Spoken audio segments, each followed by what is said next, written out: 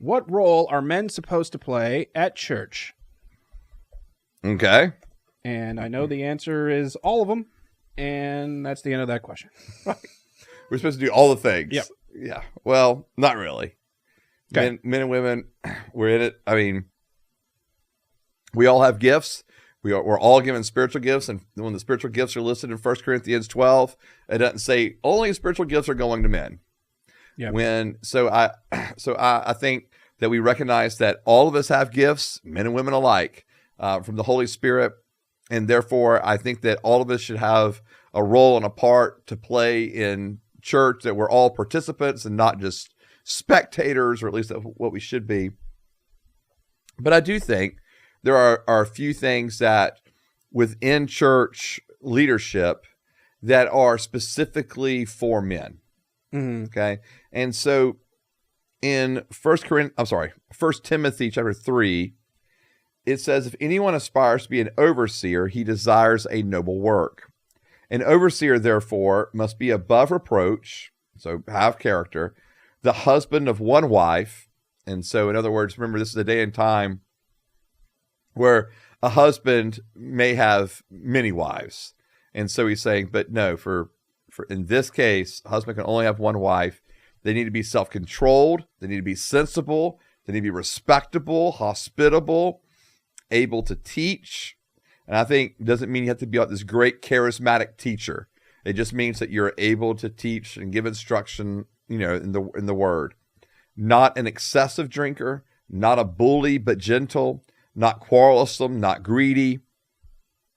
And I think even when we were talking about last time about attributes for men, I think actually this would be really good. Even though this is specifically saying it's for overseers or elders, I think it's actually really good if men were to live by this, like to be, all right, hey, we're going to have character. We're going to be faithful to our wives. We're going to have self-control. We're going to be sensible individuals, not just be impulsive. We're to be, we carry ourselves in such a way that we're respected by people in the community, that we're able to, welcome people in, to the church, into our own homes, into our network of, friends. We know the word well enough to we're able to teach someone. Again, not that we have to be experts at it, but we're learning the word and therefore can pass that along. Mm-hmm. We're not excessively drinking. We're not a bully, but we're gentle. We're not quarrelsome. We're not always looking for disputes or to get into debates. We're not greedy, so we're not just after the money. Not always, but you can sometimes debate. No. Oh. No. Well, I mean, yeah. There's ways to debate, right? And proper venues and times for that. So this just means don't pick a fight. Right. Okay. Right. He must manage his own household competently and have his children under control with all dignity. For if anyone does not know how to manage his own household, how will he take care of God's church? And again, I think this is just saying, hey, with our kids, we don't, kids are kids, right? They're going to play, they're going to run around. We're not saying they can't do those things. It's just that you're hoping that you're raising your kids in such a way that they're respecting you and all of that. And we understand there are strong-willed kids. There are, kids that are going to be defined, especially as they get older, right, into their teenage years. You're going to have, the rebellion and all that kind of stuff that can happen. We get that.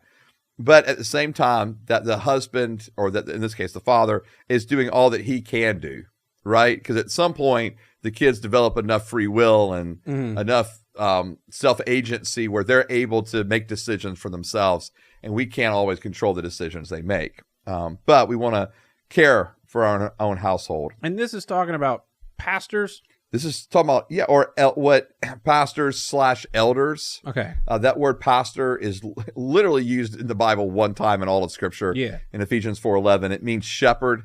Elder also means shepherd. Elders are functioning as shepherds. So this is, referring to elders. So leaders in the church, pastors. Some churches may call them that, or most churches call them pastors. Some people may call them elders. So you do not drink at all, but this says don't drink a lot. That's correct. So why? Yeah. So why do I not drink at all? Or Yeah. why does this say, Both. okay. So so not an excessive drinker. And so in other words, not to be someone who gets drunk. Was it so it was expecting that they would? It's saying you cannot if you want to be an elder. Yeah, okay. Yeah.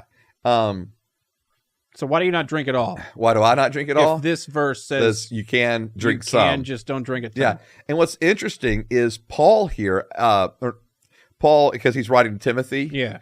right? In another place where he's writing to Timothy, he actually tells Timothy to drink wine. Oh, really? Yeah. For he apparently Timothy's having some stomach issues. Oh. And he's saying drink wine. Yeah, that'll fix it. For the problems that you're having with your stomach. Right. But there was that idea that, hey, if you Right. drink a little bit of wine, it Yeah. actually will help your stomach, right? Yeah, also try to bleed, let blood out of yourself too and put these leeches on you. Right. Right. But, hey, even my granny was a big believer in just a little bit of wine every day was healthy for you. And so at the end of every day, she'd have just a little bit of wine, and she really thought that was healthy, keeping her healthy. So, and man, she was living to her 80s, so must have been doing something well, right? Good. But no, for me personally, it was just more of a conviction. So I just felt like I was called into ministry. The age of 20 was the last time I had even like a sip of alcohol. I was actually at my grandfather was getting married. My grandmother had passed away years before. My granddad was getting remarried, and I was actually the best man in the wedding. That was kind of interesting. But and so we were going around giving toast, right? And so we had champagne. That was the last time that I've had any sip of alcohol. Okay. So I've not had any sense. And it's just really, for me, it was just a thing of conviction of, hey, if I'm going to be a Christian leader, I don't want to drink in case I'm ever in a situation where I'm with someone and they're struggling with alcohol or alcoholism. I don't ever want to be a stumbling block for that person or make it more difficult for that person to be around me than it needs to be. Okay. So I don't have any issue. Like if I'm in, situations and people are socially drinking around me, not a problem. Like I don't have an issue with that at all. It's just that I just choose not to drink. So, Okay. yeah.